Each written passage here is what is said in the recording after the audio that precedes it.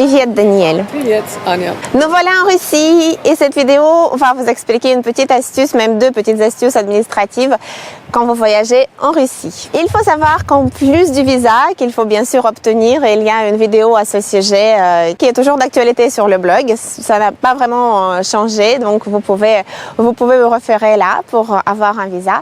Et en plus du visa, donc quand vous arrivez et que vous passez la douane et le contrôle des passeports à l'aéroport, vous avez une petite feuille de papier, un petit écriteau comme ça qui est mis dans votre passeport. Donc on n'explique pas forcément ce que c'est ni l'importance de ce petit bout de papier. C'est vraiment tout petit, le format du passeport, ça s'appelle Migrationная карта, une petite carte des migrations. Sur cette carte, quand vous remet à l'aéroport, il y a donc vos coordonnées, votre nom, votre numéro de passeport, etc. Et il y a le jour de votre arrivée.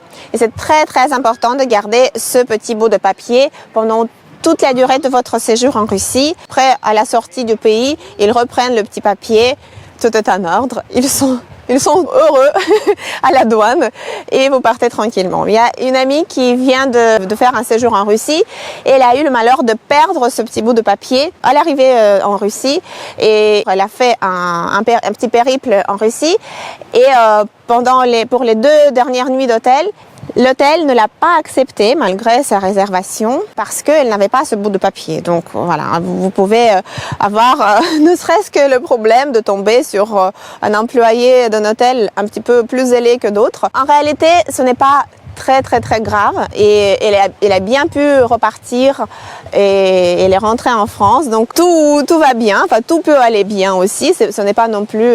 il n'y a pas mort d'homme, hein, mais voilà, c'est quand même mieux d'avoir ce petit bout de papier dans votre passeport. La deuxième chose à savoir pour votre séjour, si vous ne voyagez pas avec une agence de voyage, mais plutôt par vous-même, ou bien vous êtes hébergé par des amis, vous êtes même peut-être invité par des amis en Russie, il faut savoir que si votre séjour dépasse 7 jours, vous devez vous faire enregistrer, c'est-à-dire que la personne qui vous héberge, elle doit aller avec vous soit à la poste, soit au service d'immigration, une queue un peu plus grande au service d'immigration, pour dire tel étranger habite bien chez moi de tel à tel jour et tout va bien, il y aura plus de problèmes pour l'étranger.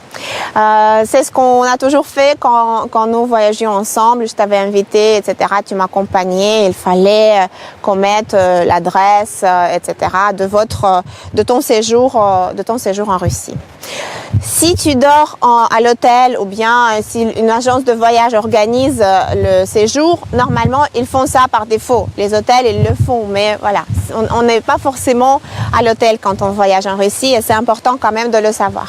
Voilà, là encore, si jamais ça dépasse les 7 jours et que vous ne faites pas cette démarche, peut-être que vous n'aurez pas de problème, hein, mais moi j'ai toujours préféré quand même avoir la conscience tranquille et pouvoir visiter et voir des amis sans plus y penser parce que la Russie, on ne sait pas, c'est quand même un pays quand même plutôt assez bureaucrate, même si en France on est bien aussi, hein. Comme ça, on profite bien de son séjour en Russie, ce que je vous souhaite aussi. Пока! Пока.